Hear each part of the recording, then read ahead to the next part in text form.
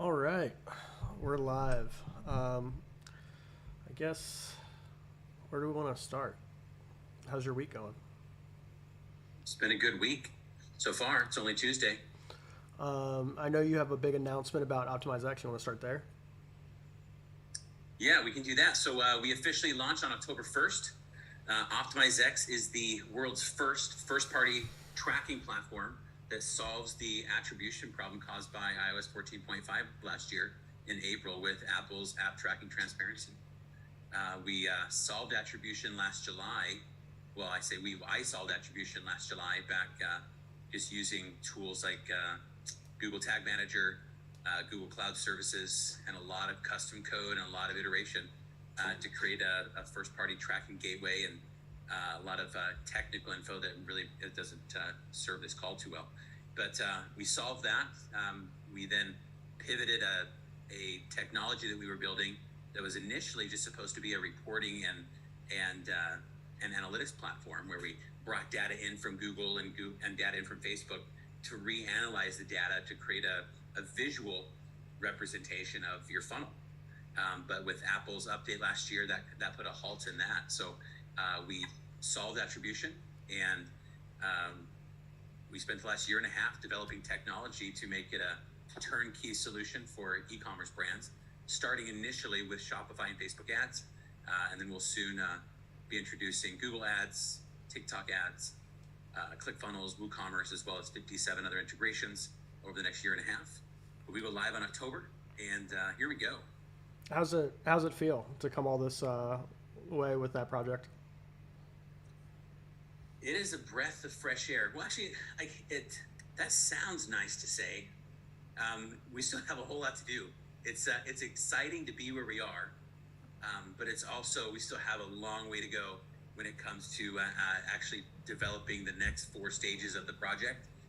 By the time the project is done, we'll have a fully automated system to manage ads, manage budget, manage content using AI, machine learning, big data, and we have a lot to do still. But for this first phase of tracking and attribution, it's exciting to see it come to life. It's exciting to see the level of accuracy that we've been able to achieve. And yeah, I guess exciting would be the right word for that. Yeah, I always admire your positivity and excitement, even when we were looking at that website yesterday. Um, and I think that's something that I admire about you. What's Well, up? it's easy to get excited. No, that's good. I think something that you said that really resonated with me is to spend time with like optimistic questioners. Because I think we've all had that experience where you're spending time with somebody and you like share an idea and they're like, no, right? They just like reduce it right away. And one of the things I like about working with you is that you're always very, positive and excited, and that excitement feels infectious. And also you're doing, really epic things like with OptimizeX. So just want to acknowledge you for, what it really took to get to where you are with that business. Um, I'm excited to see, how the rest of the Q4 goes for that. Yeah, it's been a very difficult process. It was something that we thought that when I solved that attribution for Celtic Knot, it was exciting at that point, and I genuinely thought that we could make this turnkey and create a Shopify app and create a uh, cloud based product that could be turnkey. That was our target. That was our goal. But that it turned out to once we created the platform, and then once we launched our beta, then that's just it's every Shopify store has a different theme, depending on how customized their theme is, depending on what apps they use, depending on whether or not they augment their customer journey from click to checkout, or whether they customize their checkout experience from checkout to purchase. Our Pixel only knew what to look for based on what we were telling it to look for. So creating tools that didn't just uh, allow the Pixel to track all of that data, regardless of what apps you use and regardless of what themes you use or how customized your theme is. And also, it enabled us it gave us the perspective to understand how to create tools to not just pass data back to Facebook, but to verify that data that's being collected is accurate, to verify that the data that's going back to Facebook is accurate, and also to create tools that allow you to ensure that each of the events that you want to track are being tracked, and the data that you want tracked for those events are in fact being captured and passed back to the server and passed back to Facebook. So there's a whole lot more that unraveled once we launched our beta, but it's exciting, it's rewarding to see that we are where we are, and there's still a long way to go, but here we are, and I'm grateful to be where we are and to work with who I work with. Awesome. And how are things going with Celtic Knot right now? I know you've had some improvements there over the last couple of weeks. You want to talk about that? Yeah. So with Celtic Knot, so Celtic Knot is a seasonal business, right? So we run sales, we run ad campaigns from September through December, and then we run campaigns through January through May. The rest of the year remains off, right? So it's been off up through September 1st. We just launched Celtic Knot again on September 1st, and we've seen an overall of about a 4.27 ROAS. I mean, it's incredible. The performance is great, and we're just testing. We aren't even launching anything worthwhile yet. We're just getting audiences dialed in and getting creative dialed in. We haven't even launched any new creative. We're just I've got 33 ads spread across several audiences, but just our best performing ads over the last couple of years, just cherry picking those and relaunching them with some Christmas ad copy. Get your product or get your jewelry or get your gifts in time for Christmas, and we have some really good traction with it so far. Awesome. So I just want to acknowledge Erica and Vincent. Hey, thanks for joining the calls, guys. Erica, it's been a little while. How are you doing? What's up, Vince? How's it going? Good. So I guess our intention is to create as much value as we can on these calls. So if either of you guys are interested in talking about your business, we'd love to chat about that and see if there's anything that we can, any way we can create some value today. How have you been, Erica? I haven't talked to you in months. I know. How are you, Mike? I got the invite. I'm super interested to look at this. So yes, we haven't talked in a very long time. Yeah. So for context, this is my business partner, Jim. Erica and I did some consulting on her brand a couple months back. Jim is my business partner. We have a couple products we're working on together, and he has a wealth of experience in e-commerce. So we kind of put these calls together just so that we could connect with other entrepreneurs. So people like yourself, people like Vince, and then talk about business, see how we can create value. So if there's anything that you want to talk about or think about today, we would love to do that. Well, thank you. I think, I'm really just trying to catch up and to see what you guys are doing. And life has changed a lot since last time you and I spoke. So this is probably just a good opportunity to be looking at this. So nice to meet you, Jim, as well, Vince. Oh, no worries. And likewise, Erica. Glad you're here. Nice to meet you. And how are things going with your project, Vince? I know we talked on the call yesterday, but... Good. Today, so the funnel's pretty much done. They're finishing up sorry, I got lost. Finishing up the funnel, and so the next step for me is just setting up the TikTok. I've never done TikTok ads before. Is it similar to Facebook to where it has like a TikTok business manager, or what's that process like? Yeah, pretty much the same. It's pretty much the exact same. I mean, if you can run Okay. Facebook ads, you can run TikTok. Okay. There might be some slight differences with like setting up the pixel, but Okay. nothing that you can't figure out. Right. I would say the biggest difference with TikTok advertising is you're going to cycle through creative a little bit faster than you would with Facebook. Now, the setup process is also a little bit different because you'll apply for your business manager. You'll get pending approval for it to be authorized. You'll actually have to submit business documents to prove that the business is real, and then you'll set up your ad account and then your pixel. But as far as targeting, targeting is in many ways similar. Well, there's also some stark differences with the types of audiences that you're able to target, but they're limited there.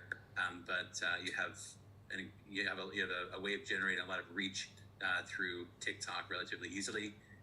If you're familiar with Facebook, the setup and layout of their ad platform is very recognizable to Facebook. Okay, cool. And What type of do you have, Vince? Say that again. What type of product do you have? So have you heard of cash discounting? No. So it's basically Like an app? no. So let's say you go to a restaurant and you spend $100. So that business owner has to pay the credit card company like 2 to 4%. So what cash discounting does is take that fee and puts it on the consumer. So I'm basically going to be running a marketing funnel for a company that does cash discounting.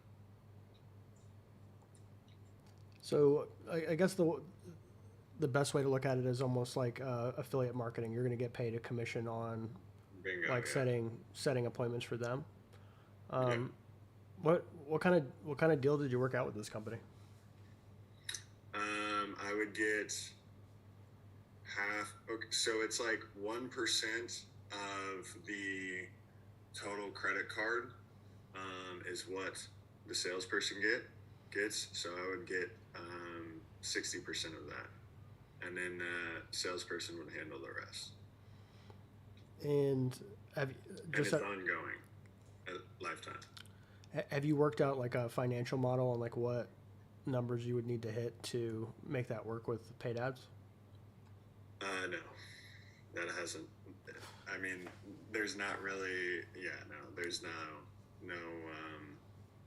What's the term I'm looking for? There's no like. I haven't like pinpointed like data or anything like that. Like, oh, I need to hit this amount, because kind of how it works is every single business is different. Because sometimes they just have like a pizza shop or a restaurant that is doing $1 million or $2 million a year, and then they might get a chiropractic office or a plastic surgeon or something that's like a lot more money.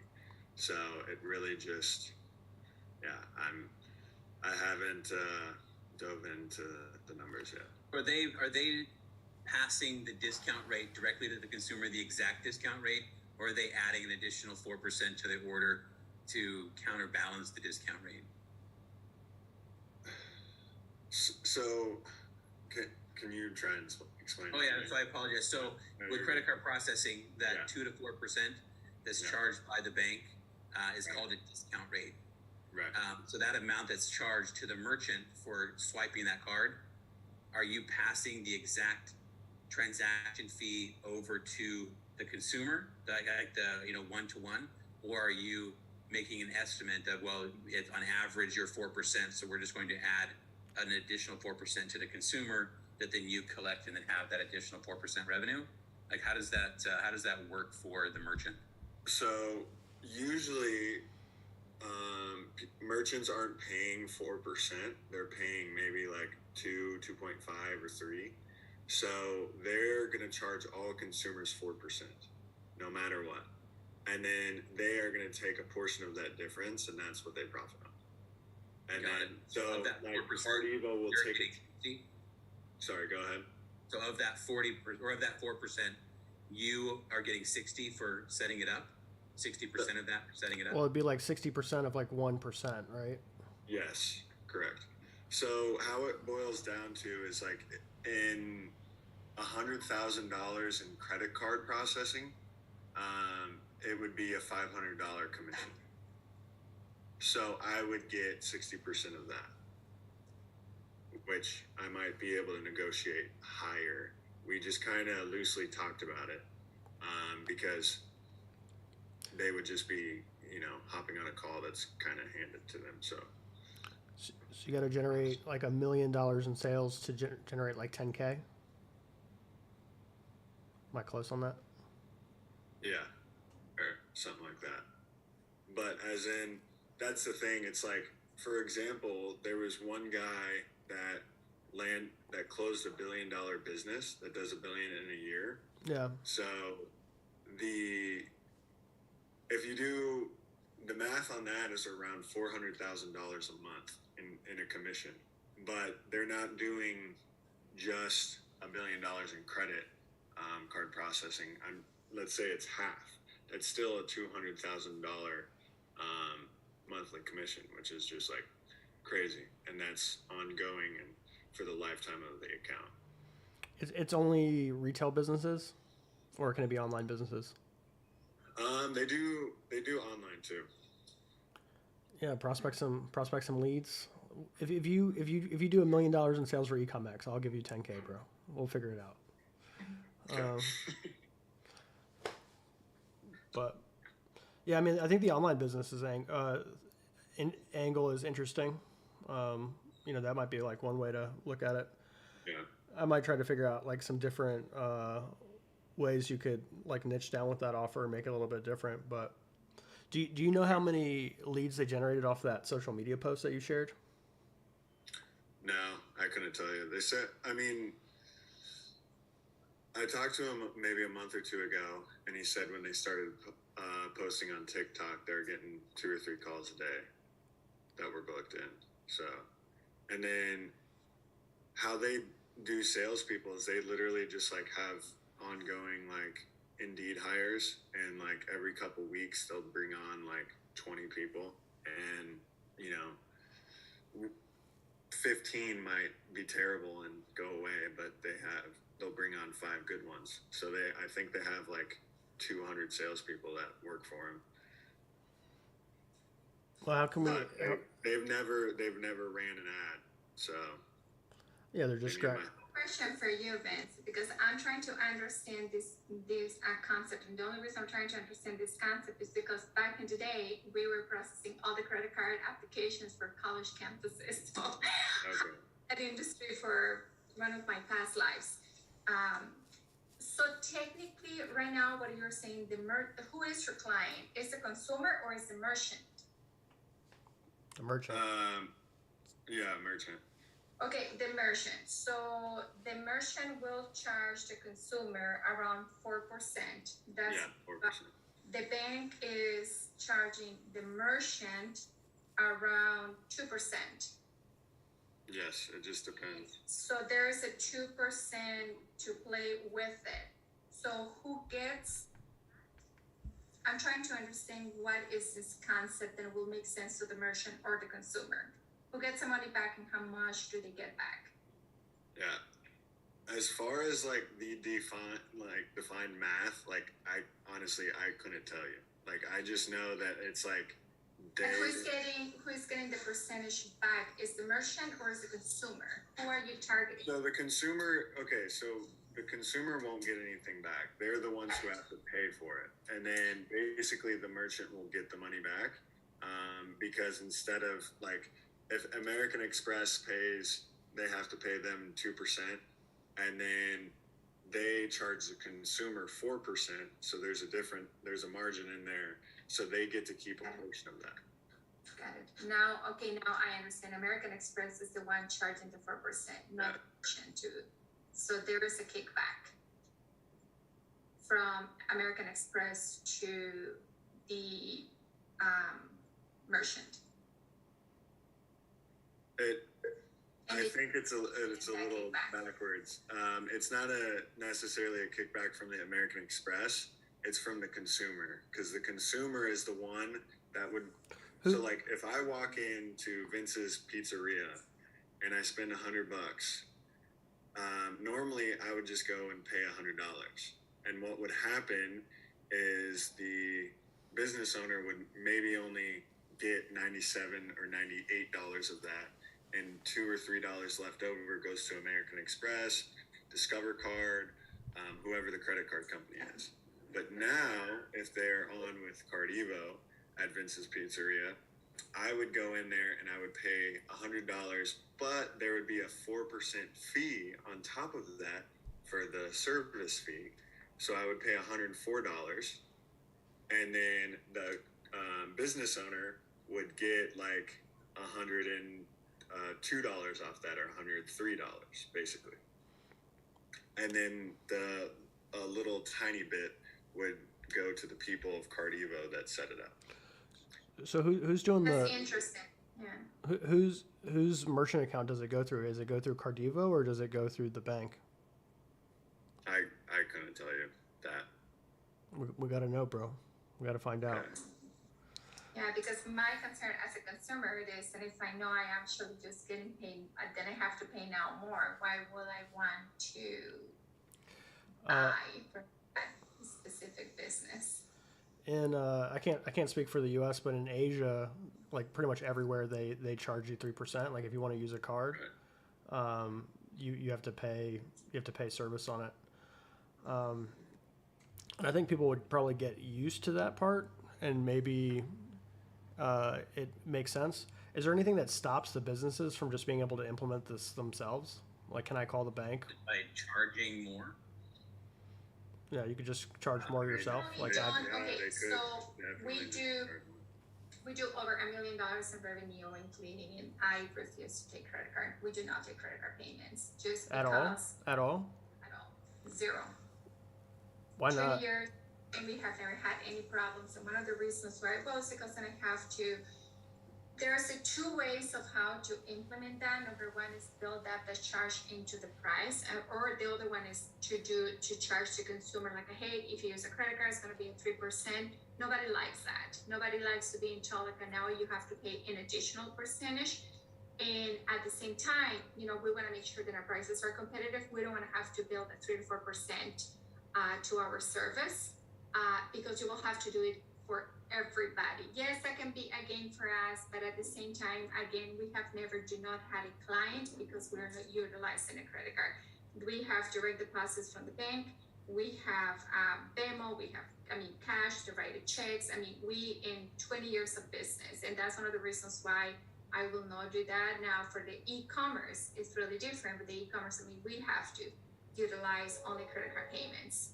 But at the service industry, I go to so many restaurants and they will say, do not accept credit cards. Yeah. We That's. here in Wisconsin, yeah. You ready for that snow? You're prepared? Got your shovel ready?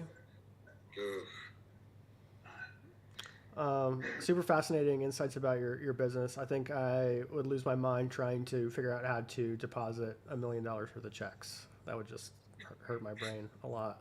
Hurts my brain just. Well, remember, our services are, it's like super easy for us because where our cleaners go to people's homes, they collect the check, the payment right away. So then everything gets transitioned in here and gets automatically deposited. So, it's a really strong cash flow situation, but no fees. Do you ever lose checks? Do people ever lose checks? Never lose a check. Well, in 20 years, I have to tell you maybe 2 to 3 checks, but it's like, it's not like they come from today in the morning, they bring everything at the end of the day. It's not like I took all the checks home and somehow everything disappeared from one home to another one. But, in 20 years, I probably have to tell you like under 5 checks they ever have lost. And we clean 30 plus homes a day. We have done over 100,000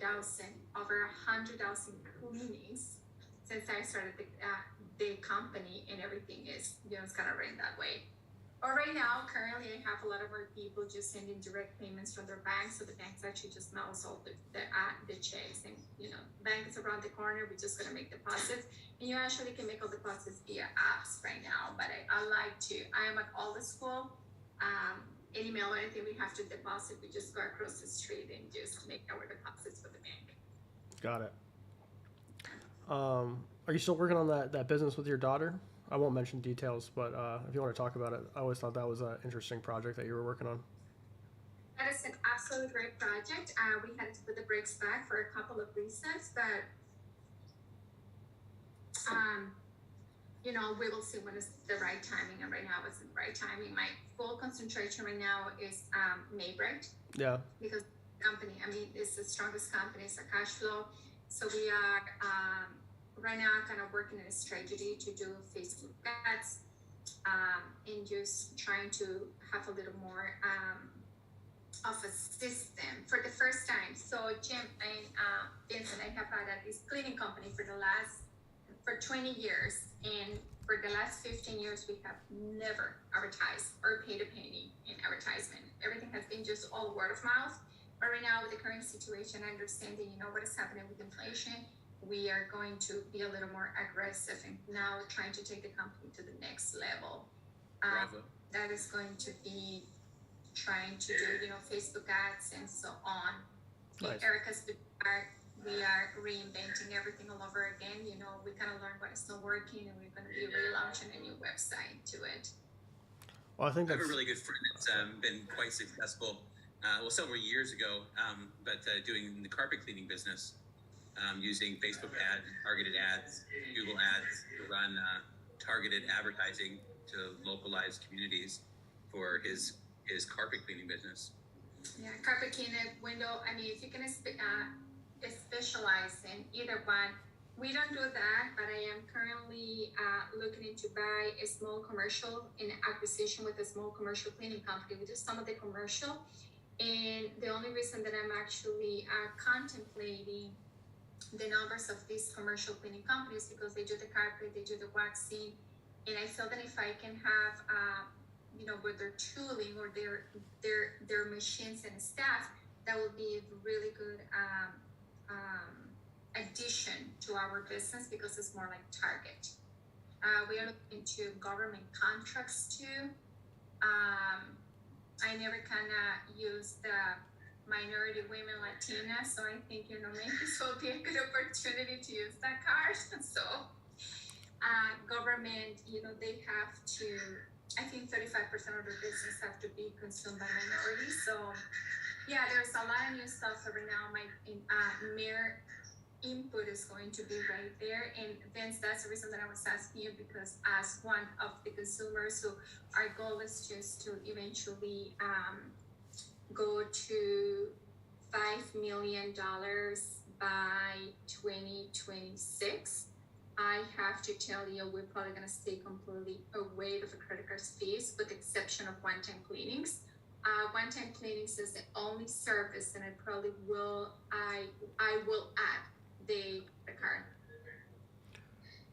well, a couple things. One, Epic. I think that the advertising is a no-brainer for Maybright because you've already built a working product. Like you already know it works. You've already scaled it. So I think that running ads is just going to be putting jet fuel on what you already know works. And seems like 5 million is a safe bet. In terms of strategy, I mean those funnels are usually super simple. Do you already have like a strategy in place, and do you have somebody that you're going to do sales, or like how are you going to manage the lead flow? How are we going to manage that? So we're currently, yes, we do have a plan. We are going to utilize a lot of, to give you a perfect example, one of my estimates is around 45 minutes. So in that estimate, we moved from going face to face, used to be a process around 3 hours a day, back before COVID, because it's travel there, being in there, travel back. So you block 3 hours pretty easily. So I was able to see 2 to 3 customers on a daily basis, and that was pretty much it. But I had everybody else dealing with everything relating to the operations of the business. After COVID, now everything is technically Zoom. I don't remember for the last 2 years the last time that I physically went to a customer's home. We've been doing everything via Zoom. In the Zoom, I'm technically right now kind of spending anywhere from half an hour to 45 minutes and giving the presentation of this is the reason why. Now, remember, most of our customers are word of mouth, so they already got pre-sale done for whoever recommend us. So it's a little bit easier to close. My closing, I'm probably going to say right now is around in the 85 to 90%, and it's because there's a lot of referrals. So I am not too concerned about that. But there's going to be, if you go to Facebook ads, now we are not getting 3 to 4 people acquiring on a daily basis for an estimate. Now we're probably going to be from 10 to 15 people. And that is going to be, okay, do I have the time to oversee all these people? So what we are doing is all the 9 reasons why we clean your home. we're going just to have that already in a video presentation, like, like insurance or cleaning supplies or who's going to be in your house.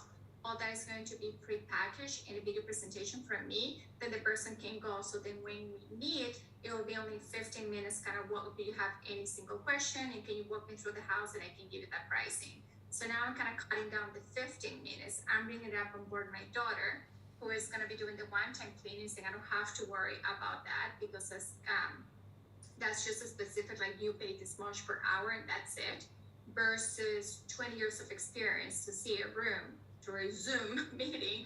I know exactly how long the room takes. She doesn't have that experience, but eventually, I'm going to try just to roll her in with a few estimates, and then just trying to see if she's capable to do that. But if we can pre-package already, pre-sell everything through the videos, I think that's going just to give us the manpower for me to start to give those estimates.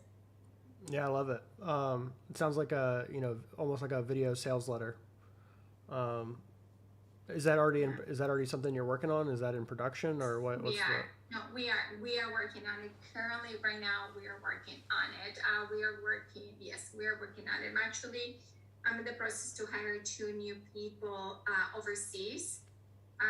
One of the individuals, she's in Costa Rica, and she worked for a company for the last 2 years doing all marketing for H2 company. They used to be $15,000 in sales. Right now they're like to $50,000 in sales a month, and they only do e-commerce. So she's very knowledgeable when it comes to work with influencers and understands everything that needs to be done. And then I'm working with another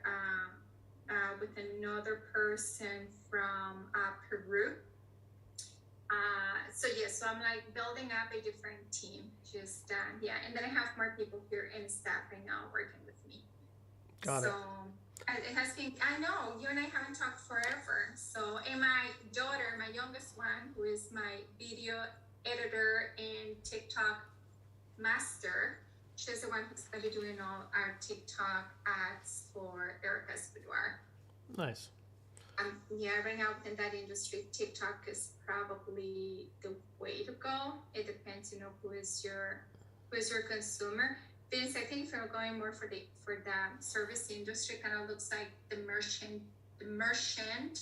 I think Facebook probably will be, because there's a lot of more consumers on TikTok than owners, merchants. I feel that they're probably going to be a little bit more on Facebook. Yeah, I was wanting to do Facebook at first, which still might be an opportunity, but the company has a big following on TikTok already. Do they? That's kind of the reasoning behind that. So we'll see how it goes. Interesting. So, one thing that's interesting, Erica, if you're planning on hiring a team, is that team going to do marketing for Maybride, or are they going to be managing like the customer service for those inbound leads? So that's the reason I have 2 people. One is going to be working in the marketing, and the other one is going to be working on the leads portion. Yeah. So there is, we've been using like Loom right now to create a lot of the process. There's another one is Upscale, or there's another app, and anyway, I can spend more time with you eventually. I know that I jumped this meeting. I don't even know what we are doing, but We're just talking about online business stuff, solutions, creating opportunities. We actually That's awesome. we have a new product that might be a good fit for you, actually. So we'd love to chat about that. Sure. We're launching a customer service product that's actually a great fit for lead generation, and we have a little bit of secret sauce that maybe Jim wants to talk about. But I just saw my buddy Arsalan jump on. So how are you, bro? Thank you for joining. Yeah, hey Mike, thanks. been looking forward to this meeting. I think this is the one where you guys talk about some strategies around customer service and customer retention. Is that correct? We do the whole 9 yards. We'll talk about anything that you want to talk about. And this is my business partner Jim. I wanted to connect you guys. Arsenal, you want to share a little bit about what you're working on? Is that something you're open to? No pressure if you don't want to. Yeah, of course, yeah. So right now I'm working on building out an e-commerce subscription e-commerce company in the pet space, and so I'm still early stage, but I've been working in e-commerce for some time. We did some customer service stuff before it, so I've been doing a lot of preparation now, getting the website up, sourcing the product, getting the right team in place, and Mike's been meeting with me as a consultant to help guide the direction I'm going in. So it's been pretty great to talk with Mike. He's always re-looking over my stuff and giving me great ideas. So we were chatting about customer service and about reaching out to customers proactively, the ones that were like doing cart abandons and stuff like that, giving them phone calls. And that's when he mentioned that him and his business partner had come up with some really crazy ideas that were doing really well. And so this call, I know I joined a little bit late, so I guess I'll watch the recording about that stuff. But yeah, it's good to have Mike on board to do that, and yeah, I'm looking forward to learning more. Oh, no problem. Thanks for being here. And I think you got here right on time. I can actually, Jim, you want to talk a little bit about what we're doing at EcomX? Yeah, cool. So I wouldn't necessarily call them some crazy ideas. These are things that we began doing. Well, like I began doing this back in like 2004, 2005, when we were selling a product that was called the Grant University. So we were selling an online info product that there was a free plus shipping trial offer where we gave them a free informational CD, and then they would have a free 15-day trial into a subscription product that was $69.95 per month for a resource center, webinar, email, the whole 9 yards, just an info product. So what we had worked on, what we were working on at the time is we actually were outsourcing. We had 156 agents in Cebu, Philippines that were handling our customer support, and we had 24 sales agents in Manila that were handling what we called at the time our partials. So anybody that wasn't that didn't finish the purchase, where they had told us where to ship the product, and they had told us given us their first name, last name, email, phone number, and their address where to ship it, but they didn't put in their credit card information on page 2. Well, we were on the phone with them within minutes. And so our sales team would close the sale by giving them, half off the shipping, just to incentivize the sale. And so that worked really well for us back, and this was like 2004 to 2008. And so I've been in advertising since, she's forever, since 2004. And I got into Facebook ads and Shopify back in 2016. And so I geeked out on Facebook for a really long time. And back in 2020, we thought, look, let's have somebody manage customer experience. So that initial stages where we had 2 customer support reps, actually we had 3 support reps at one point in 2020, where we just managed all engagement. So anybody that had engaged with us, whether it was a comment on Facebook or Instagram or an email or a chat or a DM, if there was any inbound communication, we didn't rely on automation to get back in touch with them. We had somebody personalize a response to get back in touch with them. And then we thought, back in last July, we thought, well, why don't we do what we were doing with Grant University, and why don't we call our partials or call our abandoned checkouts? And so we created this 4-step process that, so step 1 is what I just explained, was any inbound engagement, we personalize the reply. The purpose of that outbound communication is to create a positive relationship, right? To create a positive experience that ultimately either gets them to give us their phone number to call them, or that we give them our phone number to call us, or we give them a link to finish the purchase on the product page within Shopify. So that was step 1. Step 2 is we did outbound communication or outbound calls to anybody that abandoned their checkout. So the process that we created was 15 minutes after they abandoned their checkout or they didn't complete their purchase. We send them a text message, just informing them that we're calling. And then we give them a call. So that way they recognize the number when we call. Before we were doing that, we found that we had a really low answer rate if we didn't text them first. So we first started this just by calling, and our answer rate was 8%, 10% at best. We just didn't have a high answer rate. We started texting people, and we got 40% of our people that were calling answering the phone on the first pass on calling them. So we send them a text message, we get on the phone, and so our process is we want to simply create a positive experience, but also make them feel like they're being helpful for us, right? And so the way we do that is we introduce ourselves. Hi, I'm Jim with Celtic Knot. We're a startup, and so we first want to thank you for your interest in our products today. We really appreciate it. But as a startup, we rely on valuable feedback from customers like you. So do you have just a couple of moments I can ask you some questions to help us out and to help us create a positive experience for our buyers?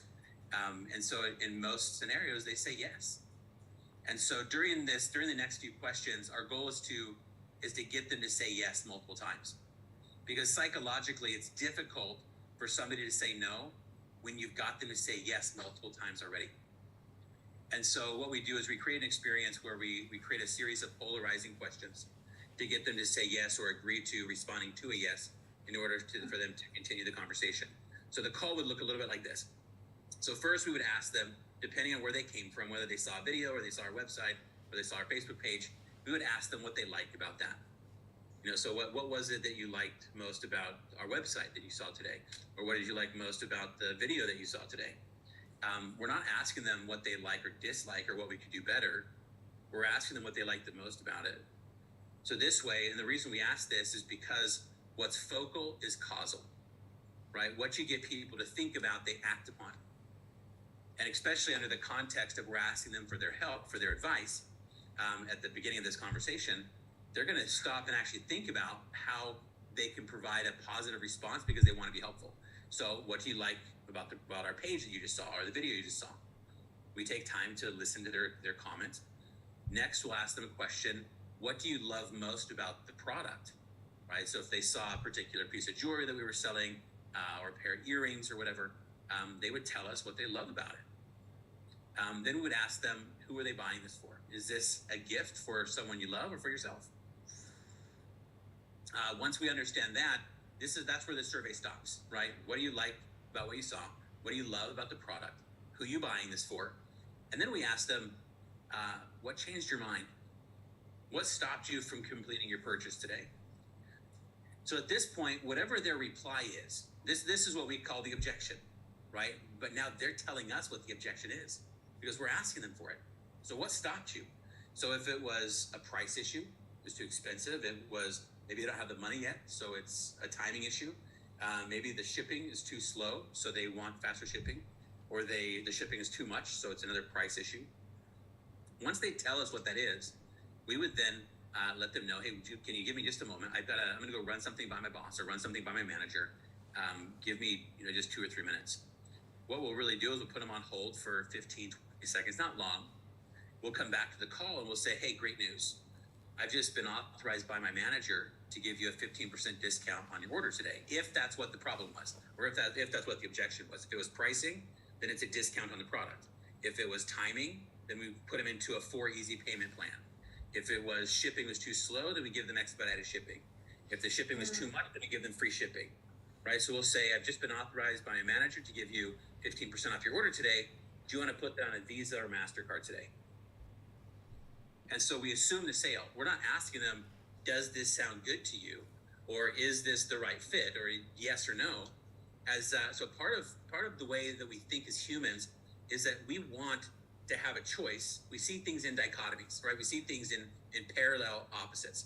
Yes and no, good and bad, up and down, left and right, hot and cold, etc. And so by our own nature, we want 2 choices. So we could say, do you want to continue yes or no? But to polarize the conversation, we say, do you want to put this on a Visa or MasterCard? So now they still have 2 choices. It's just that now it's a choice of payment option instead of a choice of yes or no. So we'll convert that into a sale. We do the same thing for people that make a purchase with us. So once they purchase from us, within 3 minutes of making a purchase, we're on the phone to verify the order. So we send them a text message. We wait. If they don't reply to us, or if they tell us no, don't call, then obviously we're not calling. But if they don't reply or tell us okay, we're on the phone within 3 minutes. And then we verify the order, make sure it's going to the right place. The call's recorded. So just in case they say, this wasn't me, I didn't authorize this transaction, this is fraud, and for whatever reason, if that happens, well, now the call's recorded. We provide that as part of our proof to mitigate chargebacks. So we win our chargebacks every time. But that's actually not the reason why we're calling. The reason why we're calling is I want to know what they purchased, who they're buying it for, so I can upsell them something else, right, to create additional value. The fourth touch point that we have is for positive reviews. So anybody that leaves a 4 or 5 star positive review on our site, we give them a call within 24 hours. Typically sooner than that, but up to 24 hours. And what we'll do is we'll put them into a loyalty program as a way of thanking them for their positive review. We're going to give them 30% off their next purchase. And then we're also going to give them a discount code that they can use on their feed. So what we'll ask them to do is take the same review, either the picture or the video review that they posted on our website. We want you to post that on your social feed, on your Facebook, on your Instagram. Include this code. And when you do, when somebody purchases using that code, not only are you going to get 15%, but they're going to get 15% off. So that way it's a win-win. So they get paid just by using the code. So for overall, so for Celtic Knot, we implemented this last July. It took about a month to get the agents trained and up to speed.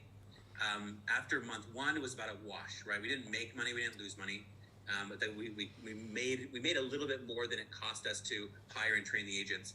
But month 2, we were at 2x. Month 3, we were at 4x. In December, there were weeks in December that we were 1,000% ROI on the cost of our agents. We had 12 agents by the end of December. Overall, we averaged about a 600% ROI on the call center. And it added an additional $245,000 in revenue top line without impacting our email, without impacting our SMS, without impacting our affiliates, without impacting any of our retargeting or cold targeting on Facebook or Instagram, Facebook or Google. It didn't impact any of these other channels negatively. It just added an additional $245,000 at almost a 20% profit margin. A 600% profit margin from July through December.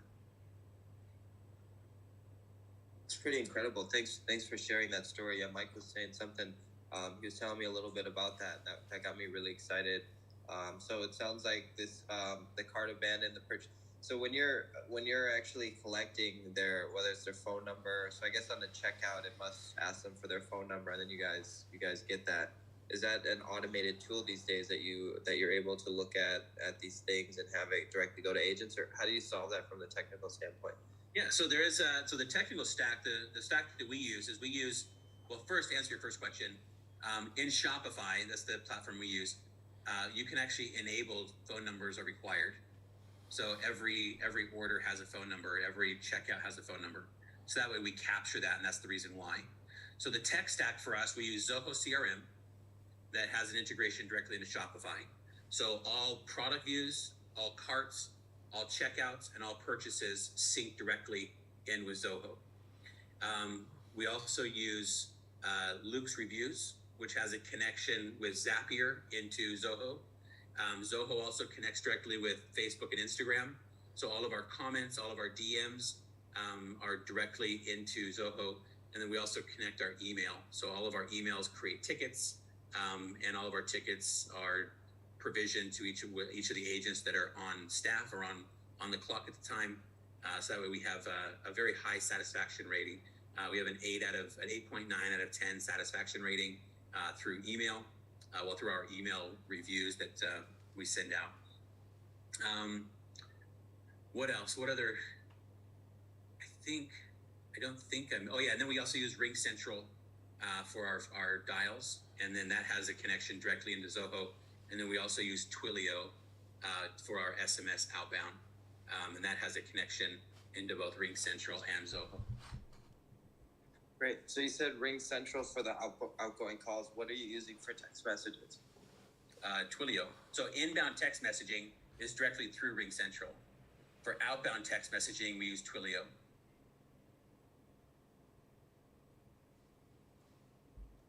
I think you're still muted, Arsalan. Any follow-up questions?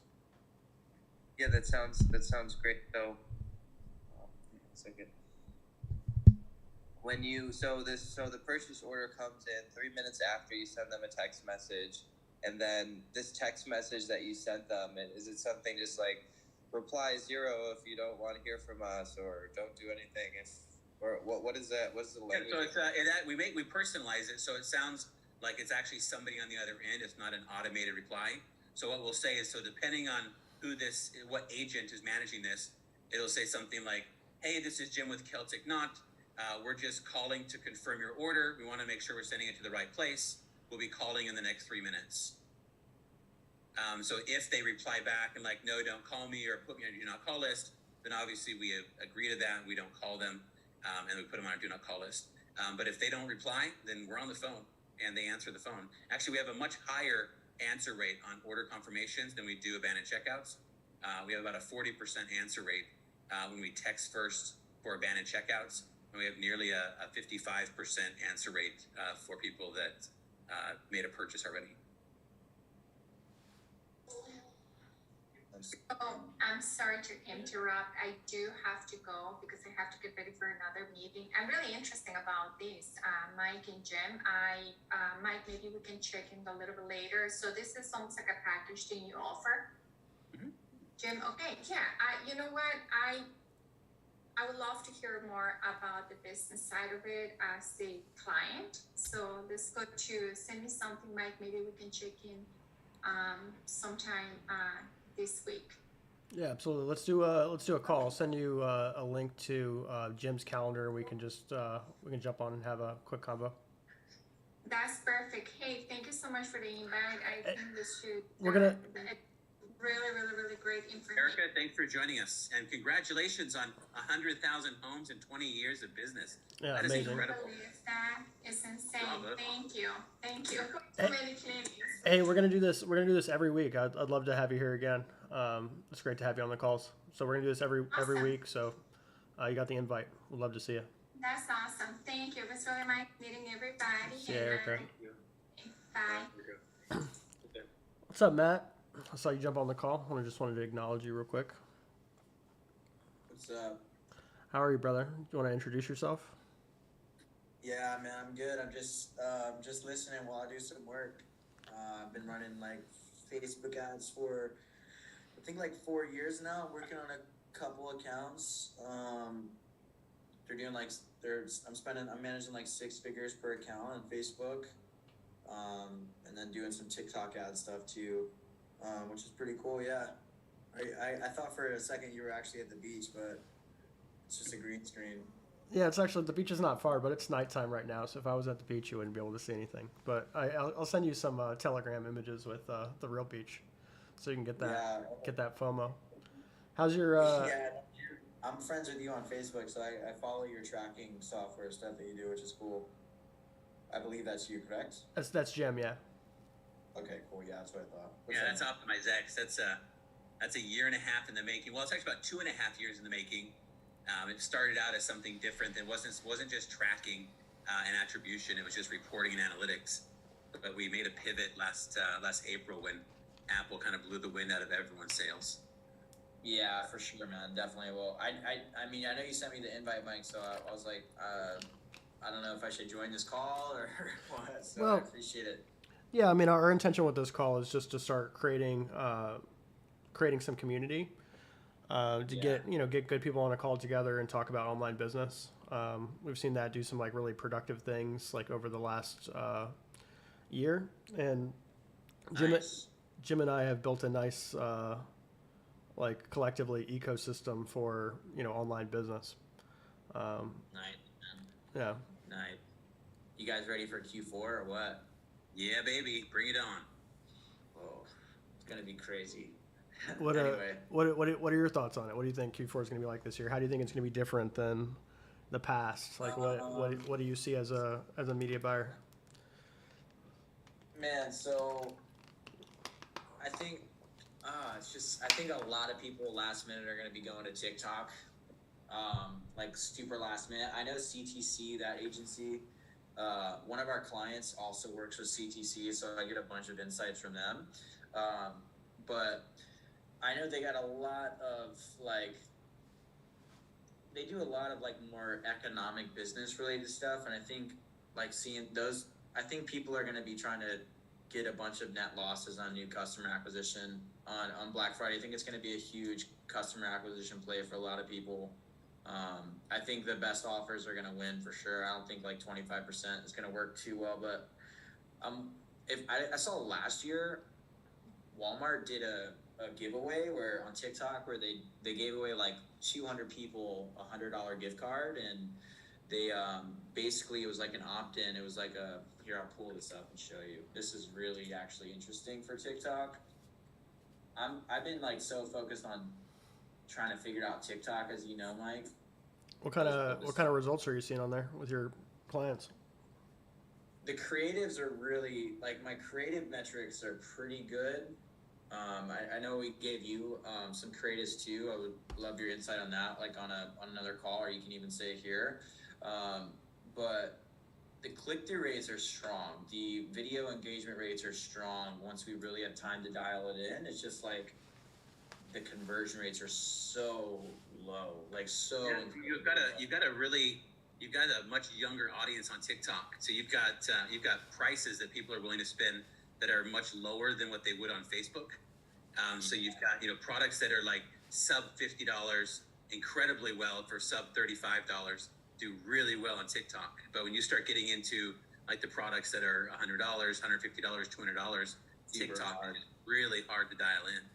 Yeah, I mean, one of the clients I'm working with is a bedding brand, and their AOV is $250. So conversion rates are, we're lucky to get like 0.3% conversion rates. But that's really bad. But it's more of like a where we're sending the traffic issue, not a creative issue. It could be both, but I think it has a lot to do with where the traffic's going. So I'm testing a lot of different landing pages. So have you tested the giveaway offers, like giveaway top of funnel lead gen on TikTok? So I do it on Facebook. We do it with our brand Celtic Knot. We're a jewelry brand, and so for each holiday we do $1,000 giveaways.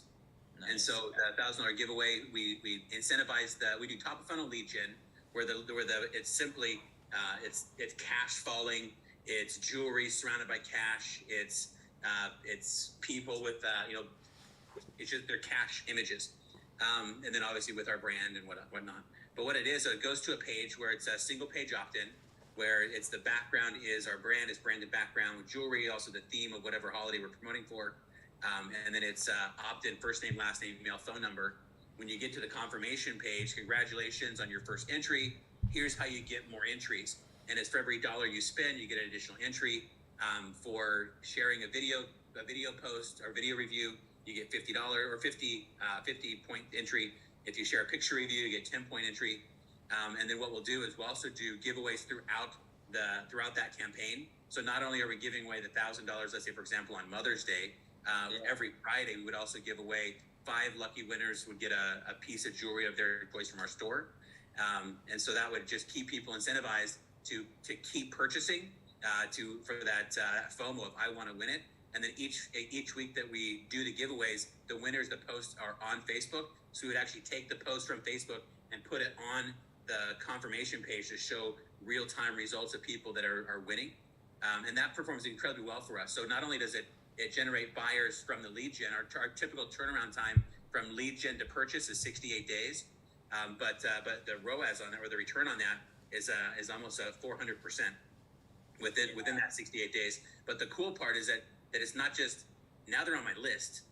And so we spam email 3 times a week for email. I say spam, I probably shouldn't say spam, but we do 3 campaigns per week on email, 3 campaigns per week on SMS. And email and SMS collectively is 40% of our revenue. Yeah. All so from this. You said 68 days, you said? Yeah, so our average is 68 days from lead opt-in to purchase on average. But obviously there's those that purchase day one, but we also, that's not taking into account, because now they're on our list. We also retarget that list through Facebook ads as well, which has a much higher, obviously though we have our average turnaround time is 2 days on average. So you're pretty much like already doing that giveaway now. I'm assuming, right? If it's at that 68 days, or do you care? Like, if you do that offer, like right now, you start it, or you start it in November, like, do you Oh, even care? that starts on October, and that's our Black Friday offer. Yeah, cool. Okay. You know, and so for these, like, so for us, it's like, for me, like, I don't really care that it's 68 days, because I Yeah. know that, like, I back it out even without the 68 days. It's just an added bonus for us, because I know that now they're on my list, and I'll promote to them all year long. But Yeah. it's top of funnel lead gen, and also our lead cost. We get 25 cent leads when we're doing these $1,000 giveaways, and so we just pump leads into those, and it backs out for our down months. Because we're a jewelry company, our top months are September through December, and then again from January through May. But from May through September, we're completely down. So email for us is anywhere between $40,000 to $60,000 a month, strictly email. And so that's where all the email comes from, is during this time when we're doing our giveaways. That's awesome, man. That's awesome. What's Glad to hear. Hope you have a good Q4, man. Yeah, Q4 is always strong for us. We've been doing this since 2016 with this brand. Oh wow. What's the brand that gives away the trucks? I can't think of it right off the top of my head. You guys know? Omaze. Not just trucks, but like houses and. It's Omaze, but no, there's a different one. It's a DTC brand. I think it's I can think of the guy's name, but I can't think of the name of the brand. But they do that strategy, but they do like $40,000. Is it Forged 4x4? It's saw an something. It's ad something for- like that. or something They used to or run it. They used to run it like really hard on Snapchat. But I think right now is a good time to start your Q4 lead gen. Like between September and October, I think is key. Like the more you can build audiences now, the more you can collect emails. Historically, for most brands, those emails are going to be most valuable during Black Friday, Cyber Monday. Absolutely.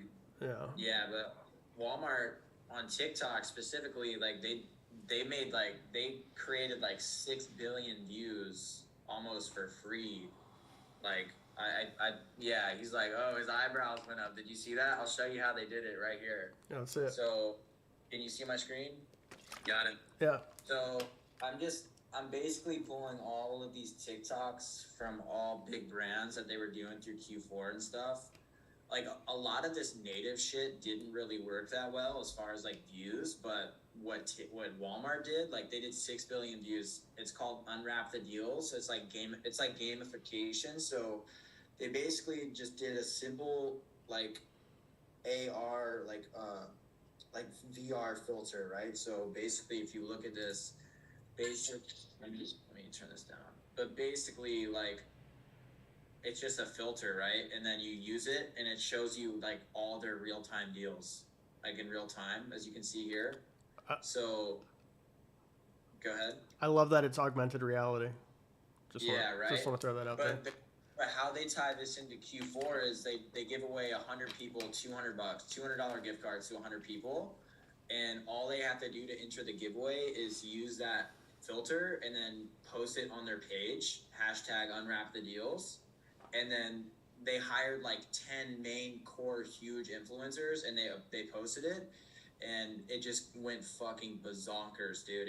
It got 6 billion views, and that's essentially free traffic in Q4, which is a huge asset for brands that are really struggling on Facebook already as it is. Like, if you can't get your Facebook ads in check, like, I feel like it's going to be really hard to try to correct it in a few weeks. Like, you can't just correct ads in a few weeks. It takes months, from what I'm seeing at least, unless you're using just top of funnel DPA prospecting ads, which really work well on Facebook where I'm seeing it. But like, I'm trying to do this for this client right here, Freestyle.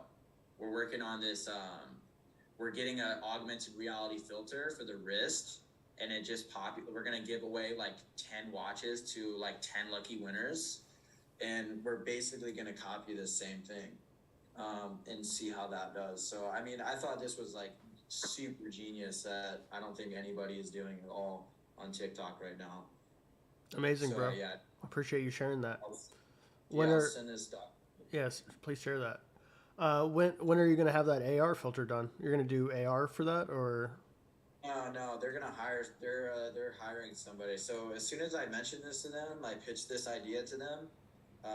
somebody actually outreached them on a VR AR filter for the wrist. I mean, you could do this for makeup brands though too, like a filtered lipstick or filtered eyeliner, all types of different shit. I don't know. There's so many different AR ideas you could do. What are your, I just like, go ahead. are you doing that for them, like as a service? The filter or this kind of deal. Just the whole strategy, like setting it up, launching it, running it. So I run their TikTok and Facebook ads. I was just gonna do it as a test. Are you thinking I should package this up and sell it to people? Might as well, bro. Well, if you need support with creating an AR filter, so my wife's sister stays with us right now. Her boyfriend, and that's what he does. He creates AR experiences for brands. Nice. He does this, but he does it with products like shoes, with dresses, with clothing, with home appliances, and things that you find around the house. So you open their app and you can see the appliance, you can see the clothing, you can see the shoes like on you. So if that's something if you need support with that, I can introduce you to this person. Can he integrate that with TikTok?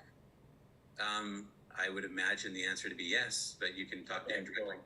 Okay, cool, man. Yeah, I'll definitely have to connect with you on that. But I mean, I sent this all to your chat so we could all do this idea, make some extra bucks for the holidays for our families. I guess I don't know. Well, thank you for sharing that, bro. Oh yeah, absolutely, man. I think there's always an opportunity to create a new service. I think TikTok specifically is a huge opportunity, especially with the ability to go viral and get the sort of distribution that you would normally have to pay a ton of money for. So that could be a huge product. And I think the future of advertising, depending on which way the world goes, is all going to be augmented reality and virtual reality. And that's why Facebook is doubling down on that strategy to the point of like changing their names. So if you can be first, if you can start now, and you're a pioneer in the augmented reality advertising space. Like you're going to be like one of the first people doing it. And as soon as Walmart, but not the first exactly, but I know what you're saying. Yeah. Yeah. But first to like operate the e-com brands at least. Yeah. Yeah, absolutely, man. I mean, it's just crazy that I don't really see a lot of people talking about a lot of Black Friday stuff on TikTok. Are you guys? I'm not seeing a lot of. It's going to be weird. I think there's going to be a lot of different shit going on for TikTok this year. Like a lot of people trying different stuff because the hype has been kind of increasing like crazy this year. So I'm curious to see what happens with CPMs, what happens with what type of offers. Because like you can't get people to leave TikTok unless you have a really good offer for them. And just in general, just like you were saying, sub $35, like you have to have a really solid offer just to get people to stop what they're doing to convert on that offer. I don't know. I'm very curious to see. It's going to be it's going to be war. It's going to be warfare. I think it already is, bro. I mean, the best thing that you can do is not wait until November. Like if you build your audiences now, people have already decided what they want to buy well before Black Friday, Cyber Monday. So I think that you win that game by starting 3 months before everybody else. And I think with the recession, like the economics for things is just going to get tougher. And really what that means is like all the people that don't have great businesses are going to get pushed out. Or people are going to quit. And then the people that stick around are going to get really strong through that experience, and it's gonna weed out offers that just don't work. And if you go into the end of the year and your offer doesn't work now, then it's probably not going to work on like Black Friday, Cyber Monday. Yeah, 100%. I mean, it's like it's kind of a gamble, like picking an offer specifically for TikTok, like like what if or any offer, like you just do 25% off, like how do you know that's going to work? If it doesn't work and this is your biggest year, this is the biggest time of year for you, you're screwed. And especially if you're hurt. Like I've talked to so many business owners that are really like are struggling and they don't know what to do, stuff like that. Like I don't know. I think you guys are understanding what I'm trying to say. Well, yeah, I mean, the easy answer to that is one, you got to be prepared. And that goes without saying. But two, you've got to get attribution dialed in. If you don't have attribution dialed in, then, I mean, you're up shit creek. Two, you've got to have a way to create a positive customer experience and create additional revenue from the channels that you already have. And so both those things that we talk about, whether it's OptimizeX for attribution, which we're the only platform in the world that's first-party attribution, and we're the only platform in the world that actually drives all traffic or all data points back to Facebook. So we do it all first-party, so the data never leaves your website as far as Apple's concerned. Once it gets back to your website through the server that we deploy on your website, that's when it goes back to Facebook. So there's like Facebook doesn't touch the data before you send it to them. Whereas right now, if you use Facebook's Pixel on your website and that person's opted out, well, that Apple restricts that data from going back to Facebook entirely. If that data has been seen by Facebook as an opted out event, then for the next 28 days, that data goes back to Facebook. Even if you send it through CAPI, then Facebook is required to remove the user data using aggregated events measurement. So if Facebook touches it at all and that user is opted out, then you're out of luck for 28 days. Whereas with OptimizeX, we actually track all the data for you on your site, through your site, to your site. So we deploy a server on your site, the scripts load from your site, all the data that gets tracked gets sent back to your site. So it's all first party. So Apple's completely hands off. So we have a 99.999% accuracy rate from data tracked on browser to your server. And we have a 99.6% attribution rate from your server back to Facebook. Because when we send the data back to Facebook, we send it back with a fully user and risk profile. So every event that goes back is sent back as CRM data, not just website data.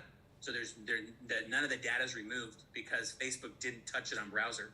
So when we deploy our service, we completely remove the Facebook pixel from the browser entirely. That way the pixel never gets deployed from the Facebook pixel, never gets deployed on the browser at all. The data that gets sent back to Facebook from the integration you set up with Facebook from within OptimizeX, so that when it goes back to Facebook, Facebook never touched it. It gets back. There is no opt-out period that data has to be scrubbed by aggregated events measurement. And so it's you've got to have attribution dialed in. If you don't, then Q4 is going to be a bloodbath. And then on the second side, managing customer experience and being able to pull an additional 20% top line revenue at, the profit margins we were able to pull last December were upwards to 1,000% ROI. It's crazy, crazy, crazy. The amount of response you get when you get people on the phone. They're not expecting it, and they do. It solidifies the fact for them that you're real. Because when you're buying online, a lot of the hesitation, especially for your top of funnel acquisition or customer acquisition, they don't know you yet. And so they're making that gamble that, do I trust this brand? This solidifies that. They know you're real because you're calling them. And then it's easier. It's hard for somebody to say no when you're on the phone with them, or when you're in person with them, even better. But when you're on the phone with them, if you're building a positive relationship, if you construct that conversation well enough that they're saying yes multiple times throughout that conversation, agreeing that they like your brand, agreeing that they love your product, letting you know through conversation who they're buying it for and why they didn't buy, then any half-competent salesperson can close that into a buyer. And that's revenue where that you probably wouldn't have picked up on email.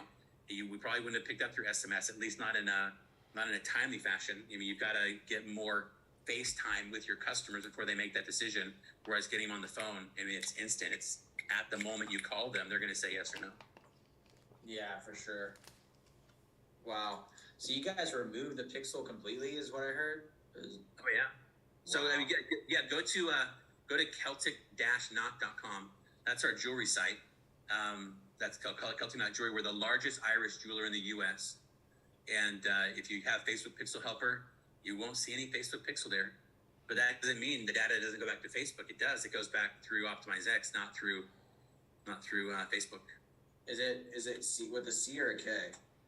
CELT. Let me give you the link. I'm dyslexic. I'm also interested in this attribution strategy. A lot of people have been trying to solve that. If this OptimizeX is able to, we remove the pixel, the server side stuff is on our website. We collect the data, and it's a lot better. That definitely sounds like a good solution. Is it expensive, or is that some kind of like monthly fee or something, or how do we? We're very affordable. It starts out like depends on revenue. So it depends on how much revenue you have and how many tracking events you process. It starts at $4.99 a month. It goes up to $17.29 for an agency package. But if you're doing less than $150,000 a month in sales, then the $499 package is perfect. If you do $350,000 in sales or less, we have a package for $799. If you do over $1.5 million in sales, then the agency package is ideal. But so they're very affordable. But it's not even just the affordability side. It's that all your data now goes back to Facebook. So think about this: 76% of users have opted out of Facebook tracking, right? So that means at best you've got 24% trackability. That's on average with your ads in Facebook. That means you're going to spend 4 times more than you have been or that you're accustomed to get out of training to get 20 or to get 75% less data back to Facebook. Well, with OptimizeX, you get 99.6% of your data back to Facebook. So your ad campaigns are going to optimize again like they used to.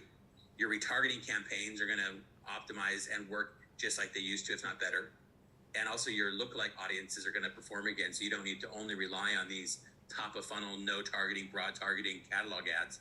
You can go manage campaigns like you did back in 2021 and before. It's like a time machine. I gotta it was a great combo. I gotta hop off and get ready for this other call, but I'll circle back with you guys. It was nice meeting everybody. I'll talk to you soon, Mike. Yeah, bro. We'll be doing this call every week, so would love to have you on again. Okay, sweet, man. You guys have a blessed day, all right? Have a good week. Awesome. Yeah, thank you so much. You too. Sounds great, Mike. I also have to jump off, but I'm wondering if are you guys all in a specific Discord channel or something like that? If there's some people I want to follow up with or ask some questions or have separate meetings with, is that cool and everything? We're gonna create a public Telegram for this group, so I'll get you invited to that. Are you on Telegram? Yeah, I have Telegram. I can check it out. Yeah, I'll get you on Telegram, and then I'll get everybody connected in a group, and I'll make sure that you're part of that. Cool, because OptimizeX definitely sounds like something that I should be using as well. And then the actual like that 4-step process for using customer experience to call the customers at certain touch points is also something I want to implement. But I want to like hear more information and try to work with you guys a little more. So I'm not exactly sure how you guys engage with people like in our group or whatever, what kind of fees and stuff like that. But I'd love to hear more and try to start some engagement, start implementing these in my business. Absolutely. You got it. Well, I'll set up a call between me, you, and Jim, and then we can just have a conversation and answer any of your questions, and then we can kind of go from there. Cool. That sounds great. Well, thanks for your time, guys. Look forward to future meetings with you. Yeah, absolutely. Sounds like a plan. Have a safe Thanks. trip in the U.S., brother. Talk to you soon. Cheers. Thanks for being here. Thanks. Appreciate Bye. you. All right. I'm going to turn off the live and turn off the recording so that we can have a postmortem if that sounds good to you guys.